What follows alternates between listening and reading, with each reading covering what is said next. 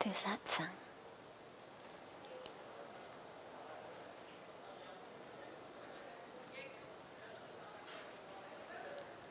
I love the fragrance in the night this time of year. It's so beautiful, the flowers. We're used to getting fragrance in the daytime, but it's rare to get such beautiful fragrance in the night as well.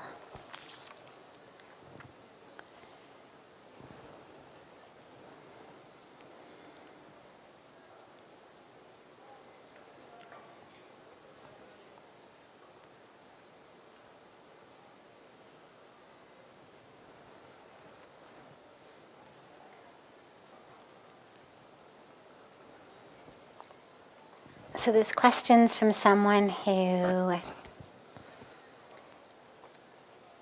has been studying, it seems, a lot of different streams of spiritual practice and religious tradition, from Advaita Vedanta to Buddhism and Krishna consciousness. Is the ultimate reality with form or formlessness? And what is the destination of our soul?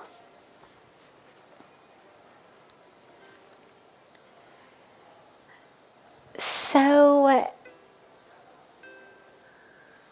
you only have to live in India or study Indian spiritual lineages and traditions for a short while before you find that there seem to be two really distinct camps. There's a camp that we call Advaita Vedanta, a lineage, a teaching, that says God is formless, there's nothing but God, any form is illusion. And then you've got your bhakti traditions, like Krishna consciousness, but not only that, the whole tradition of bhakti is rooted in this idea that we worship God, we love God. People in the bhakti tradition will very frequently have not only deities of the divine in their home where they'll do puja, but many of them will even carry a small image of the divine with them wherever they go. Feed the image of divine, feeding God, putting God to sleep. I mean, all really just this incredible love for the divine in form. And then, of course, you have the Buddhist tradition, which is a tradition about awakening the self. Now, within the two Hindu traditions, we'll start with just those two, what you could call the non-dualists, as in there are no two, it's all one. The path of Advaita Vedanta, the path frequently of what we would call Jnana Yoga. And then you have the path of what you could call the dualists or the bhakts, the devotees. Now,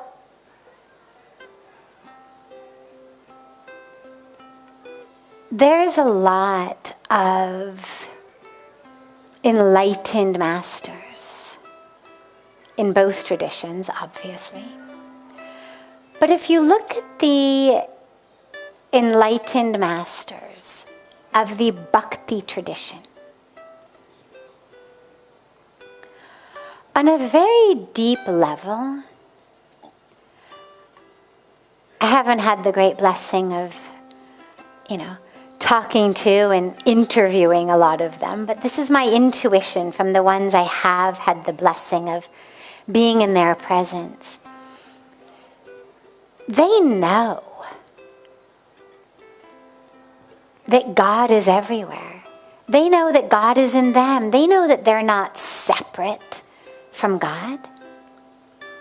True devotees of Bhagavan Krishna, or God in any name or form, but just the question asked about Krishna consciousness, they know on a core level, I'm not separate from God. I mean, you just have to read the Bhagavad Gita to listen to Krishna essentially say, I live in all your hearts. I will appear to you in whatever form you worship me.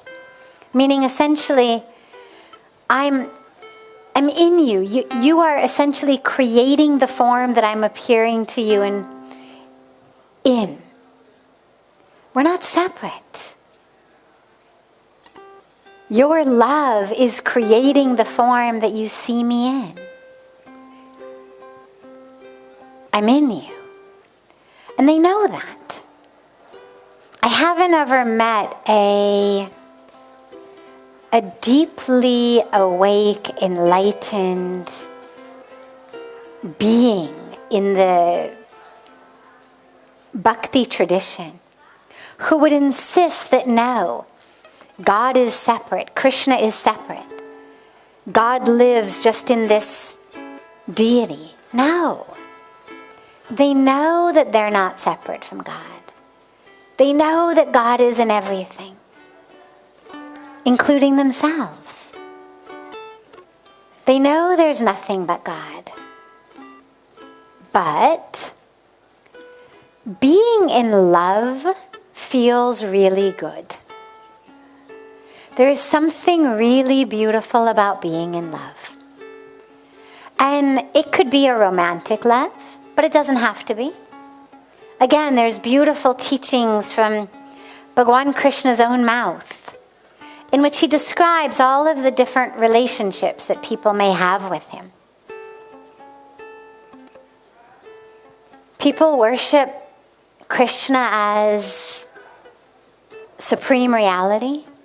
People worship Krishna as their pal, their friend.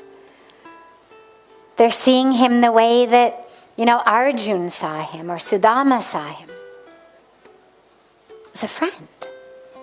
People worship him as their child. Those tend to be the ones who carry the deity around with them and take care of him like you would a child. People have all kinds of relationships with him. And the teaching is they're all fine because I am everything. Worship me however you want, it doesn't matter. Just connect with me. You want to connect with me in a romantic love sort of way. You want to channel your inner Radha. Beautiful, no problem. You want to connect with me as a friend? Wonderful. You want to connect with me as your child? Wonderful. You want to connect with me as a supreme, formless reality? No problem. He gives us all these options because it doesn't matter. What matters is to connect. And so those who have chosen the path of devotion have done so very consciously. It's not that they are not aware that there is an infinite characteristic of God and that God in their minds only lives in one form. I've never met anyone who thought that. And I've met so many great devotees of God. But they've made this beautiful conscious choice, which is, I love to love God. And the truth is, it's a lot easier to love something that isn't yourself. I mean, we can practice self-love. It's a beautiful practice. I recommend it. But on a deep spiritual level, to move through your day just in, it's much more difficult than to move through the day constantly thinking of this form, this name, this expression of God that you love.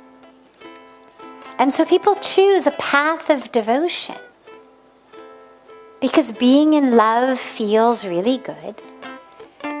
It's a lot easier for most of us to love in a direction like I love you, or I love this, or I love him, or I love her, rather than I love an infinite, formless reality. I mean, that's hard to hook your love hooks into. And so we choose, knowing that God is infinite, whatever name we may give, but knowing that God is infinite, knowing that God can take any form, therefore by nature is formless. Like water will take any form, you put it in any sort of container, it'll take that form. Because in and of itself, it's formless. But we choose to love a particular aspect or image or manifestation of God because it feels really good. And it's such an easy way to connect. And if for you the path of connecting to a nameless, formless, infinite reality works, beautiful. Go there. Nobody's going to force you to love God in form. Both of them. Both are true. Because in being infinite, God can take any form. And again, Bhagavan Krishna tells us in the Gita, I incarnate on earth when darkness is winning out over light, when unrighteousness, adharma, is winning out over dharma. I incarnate in form. So God has told us I take form as and when needed.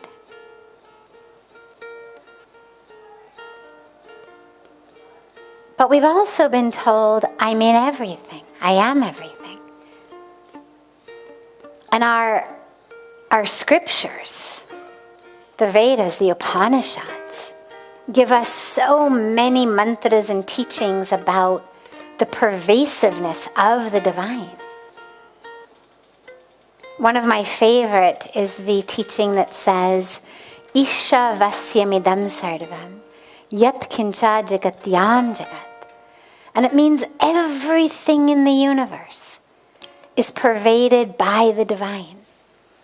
There is nothing not pervaded by the divine. It means you want to worship God in the form of Bhagavan Krishna or Bhagavan Ram or Shankar Bhagavan or Jesus Christ or the Buddha or however, no problem. Or in the form of the tree in your backyard, or in your form of your grandmother, no problem. Because everything is divine. And if you want to worship God as that infinite energy that pervades all, no problem. So it's up to us. It's really up to us. And just a quick note on Buddhism, since the question asked about it. Remember that the Buddha actually was born a Hindu,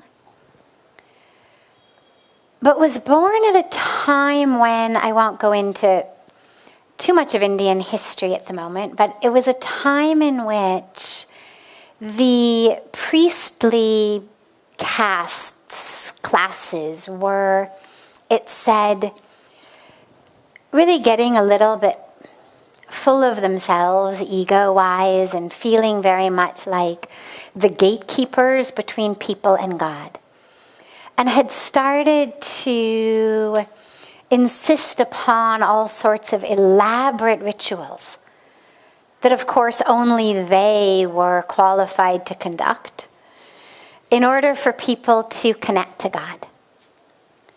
And so in a response to people essentially being really kind of tired of constantly being told, I'm the only one who can connect you to God, and you've got to do this whole ritual, and then you have to buy me 1,000 cows, and then you have to do this for me. In response to that,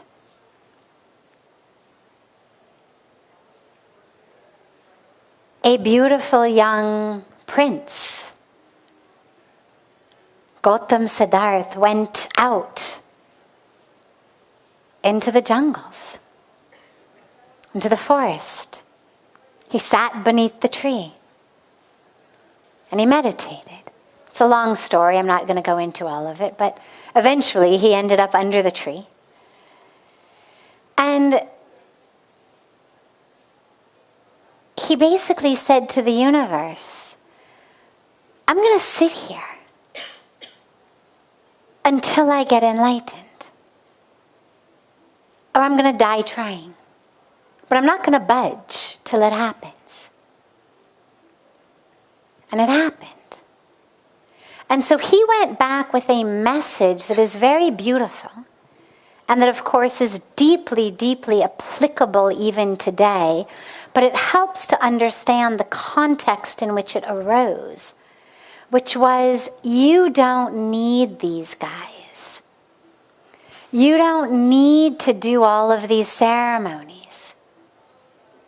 Inside each of you is the ability to wake up.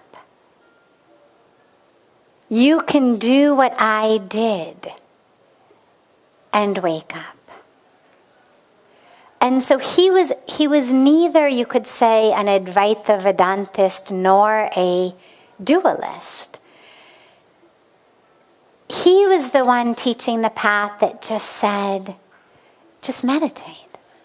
Just go within. Understand the self. Detach yourself from that which is not real, that which is not self. So that was the teachings of the Buddha. And of course, remember that ultimately all of these paths, the three we've talked about and all of the other options out there, if practiced really sincerely and deeply, with a love for God, whatever name we use, even if we just say a love for truth, or a love for the awakening self, are going to take us to the same place. They're not like different freeways with different destinations. They're like different freeways with the same destination. So just whatever works, whatever touches you, whatever makes you feel like, yeah. Use that. You'll get there.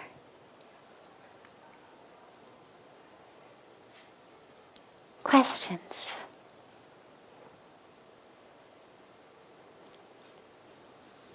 Yes.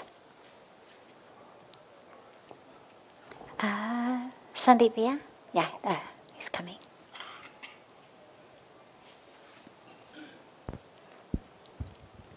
Hi, good evening.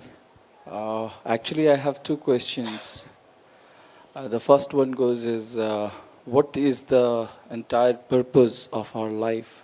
What is the aim we are running for? Why we are spending this our life? The second purpose, and generally in India, we as a son or a daughter, we are very much attached to our parents. If we loses our parent, one of them, the how to overcome with those losses and how to focus upon what we are going to achieve in our life?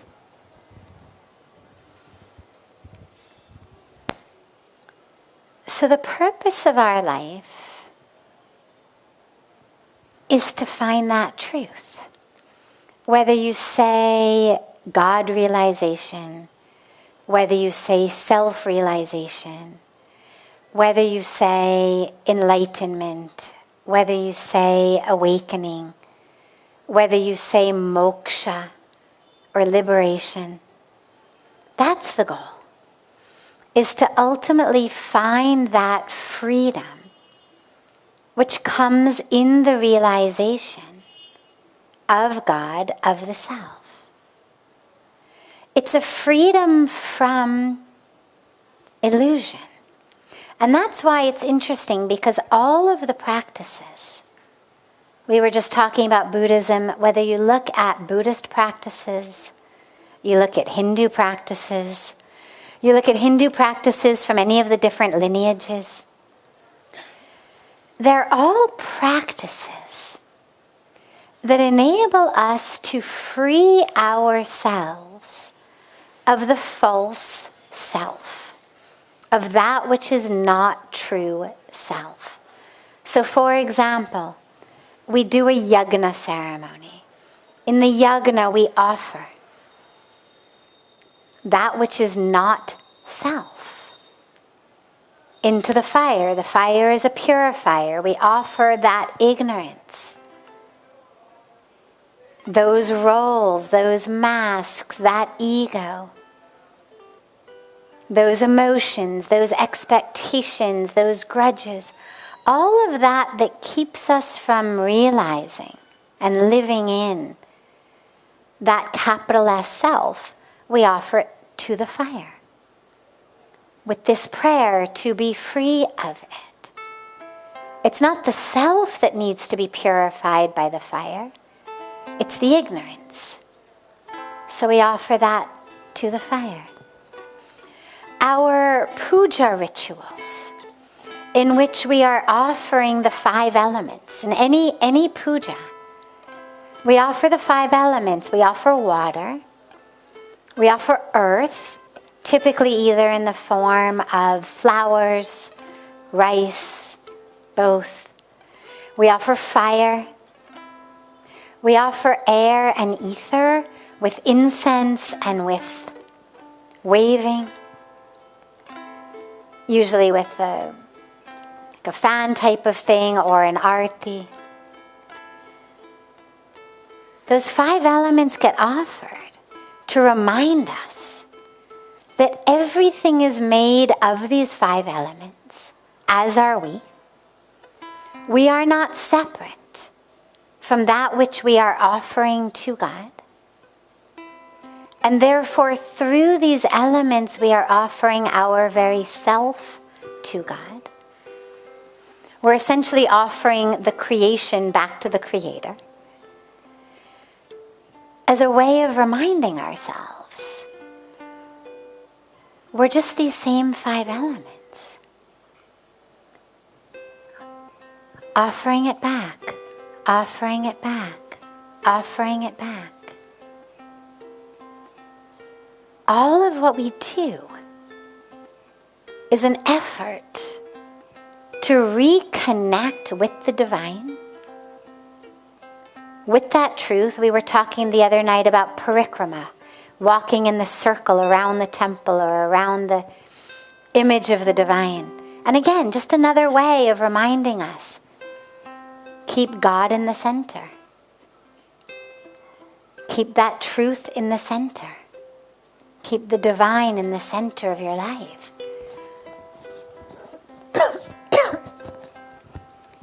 To remind us, we're not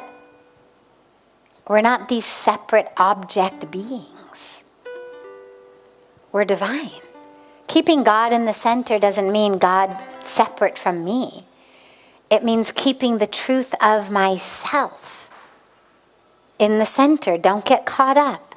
Don't forget. Remember who you are. So it's all about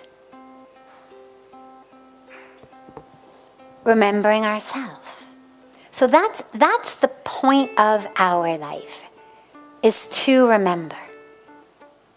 Whatever word we use, that's what it's about, is to realize the self, to find freedom from the ignorance, the games of the mind. Whenever I talk about moksha, I always share that it's not freedom from the body.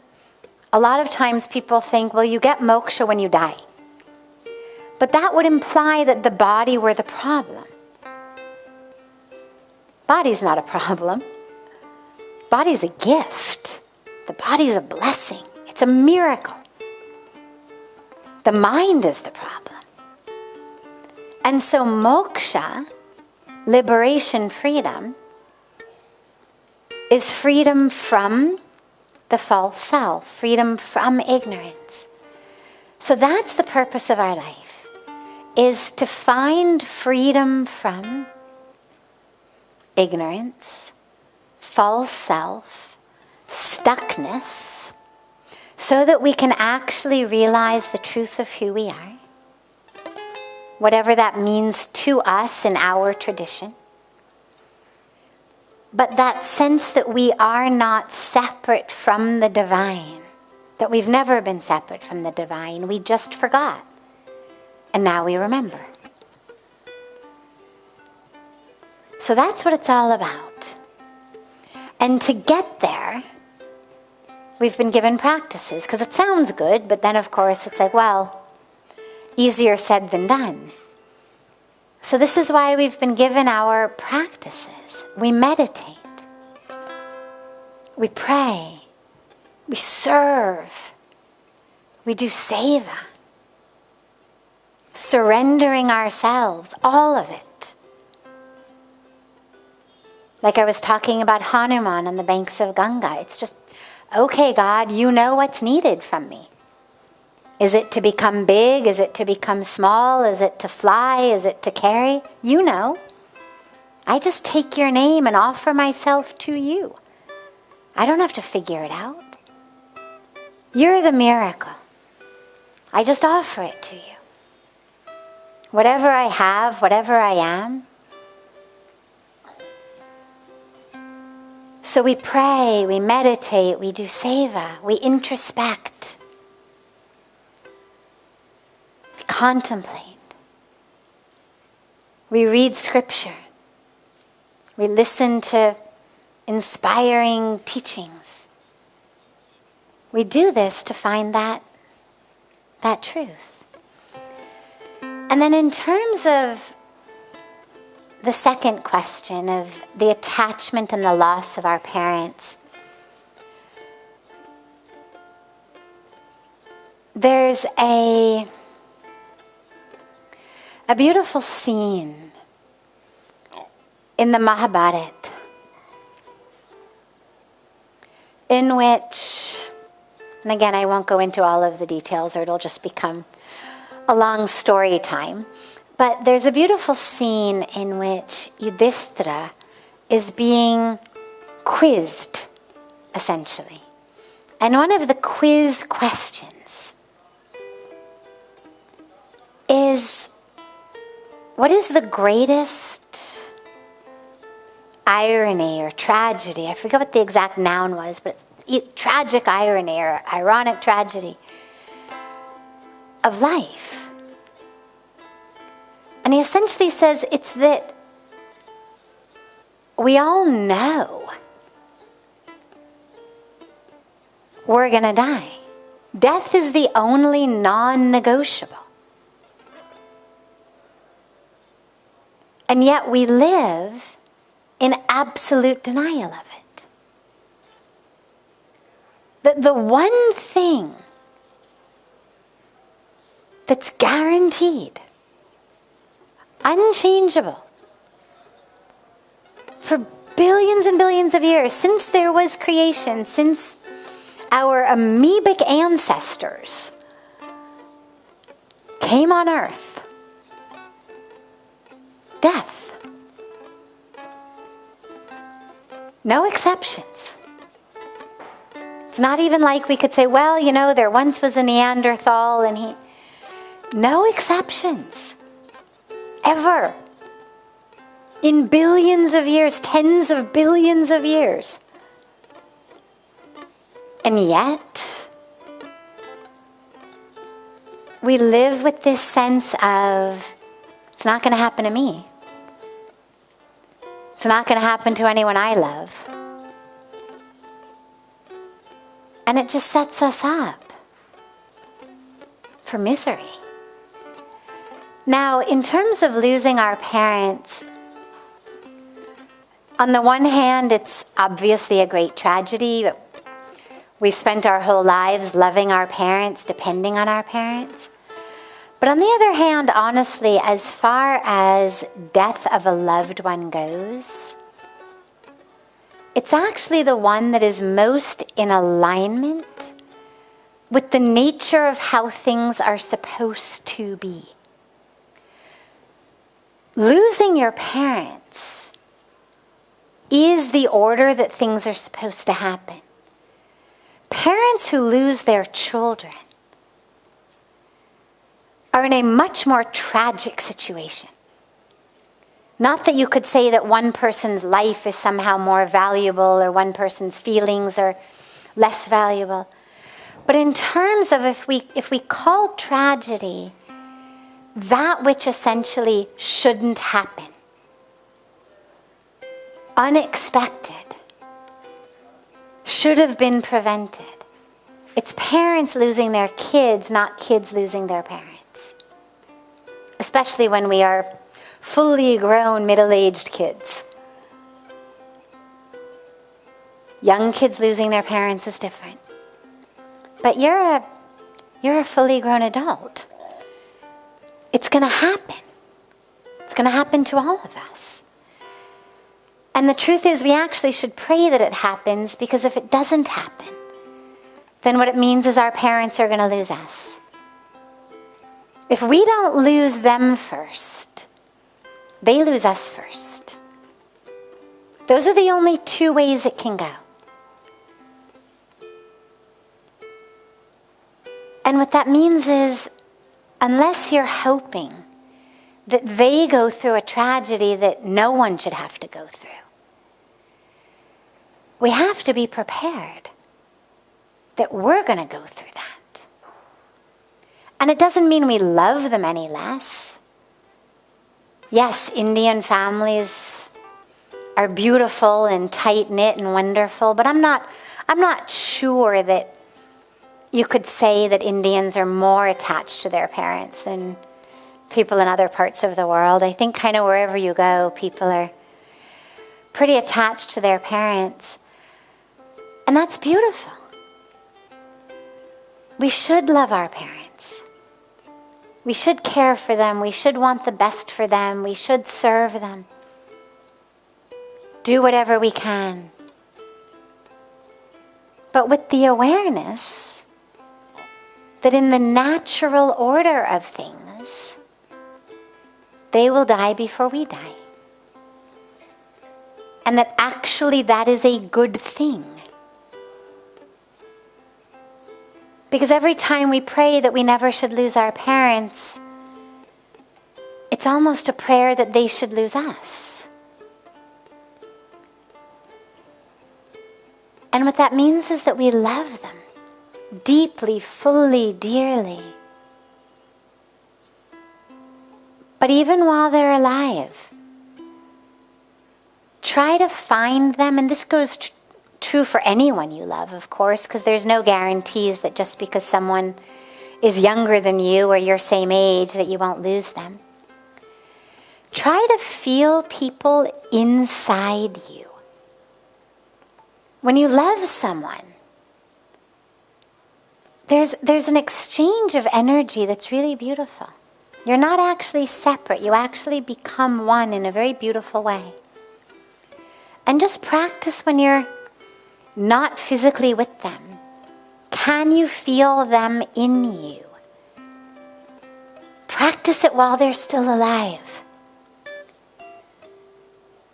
Connect on such a deep soul essence level. that when you do find yourself separated from that physical form, you know where to find them on the inside. Because they're already there on the inside of you.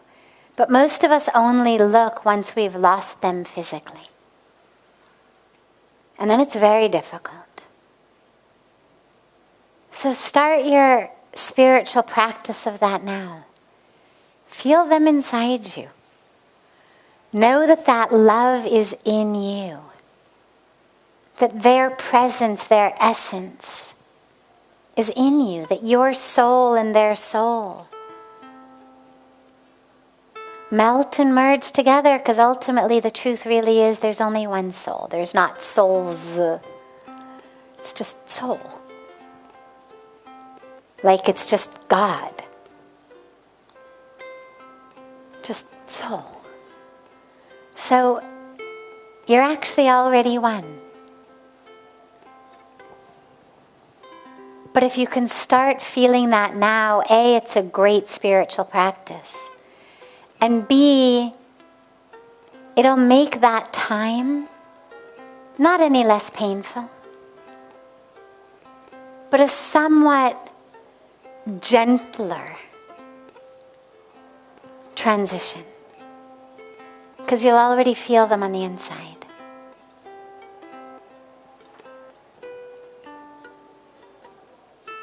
Other questions?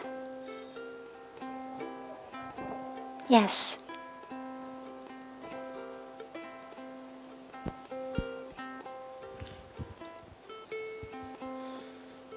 Actually, there are two confusing stories which actually confuse me. The first one is from the Ramayana. Lord Ram left everything and went to jungle just to obey his father, even though he was aware of his stepmother's intention to separate him from his rights. However, in Mahabharata, Lord Krishna has persuaded till conviction Pandavas to fight against their own family members and teachers to get their rights. In our life, what learning should we take from both these stories? And till what extent, if we are into such fights, till what extent we should fight for it? Beautiful.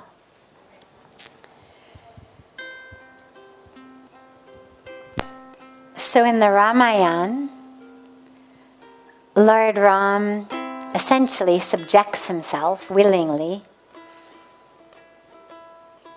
to a 14-year exile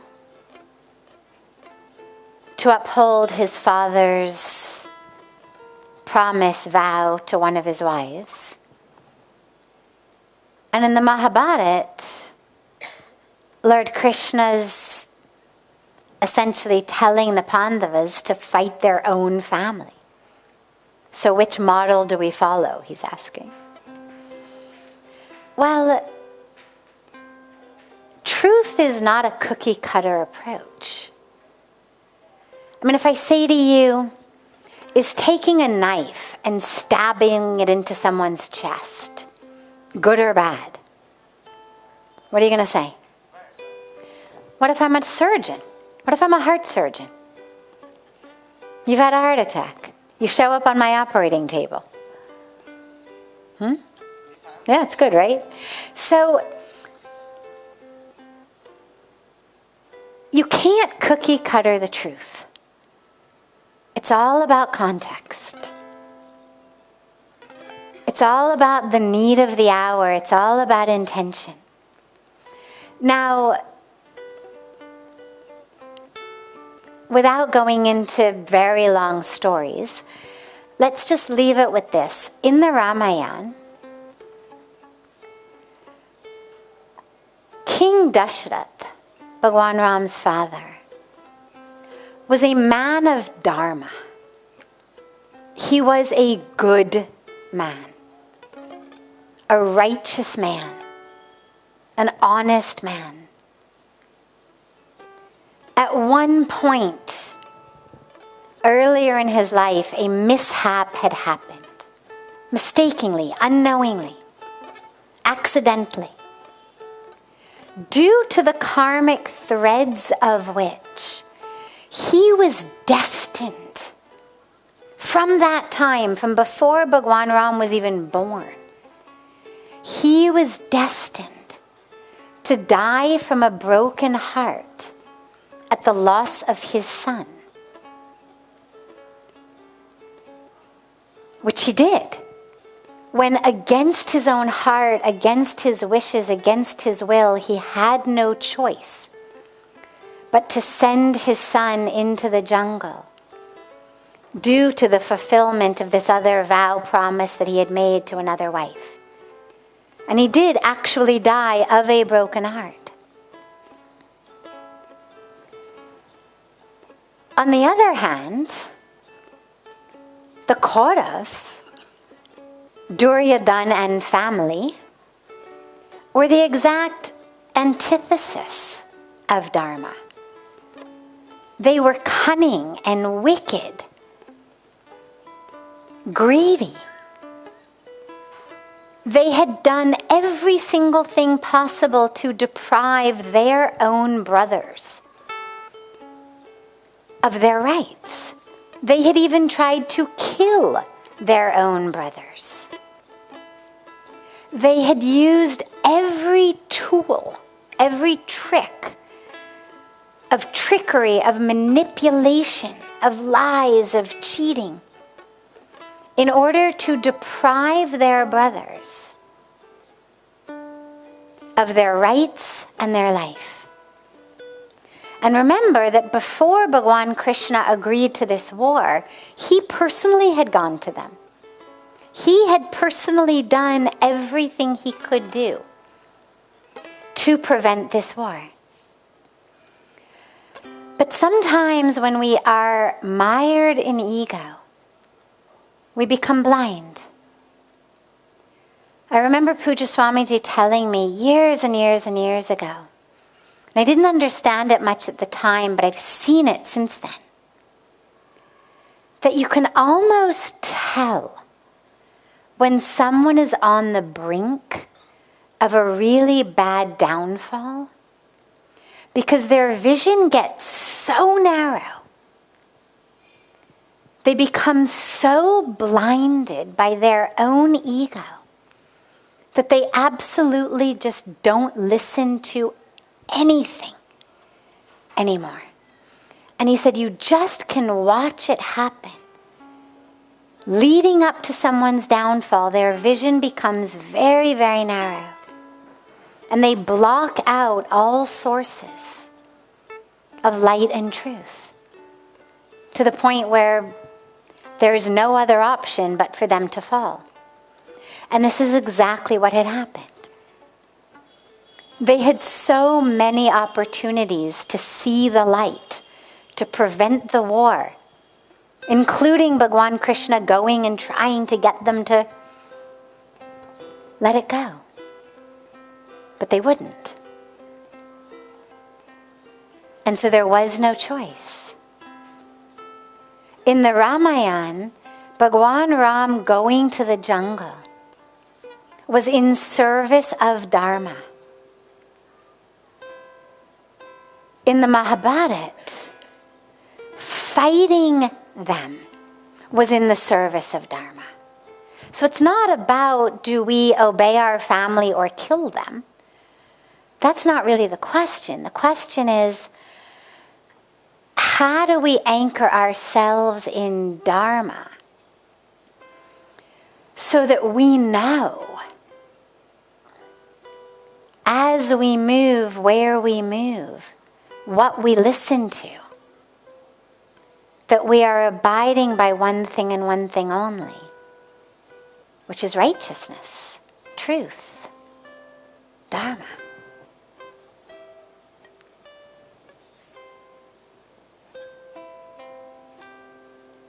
Beautiful.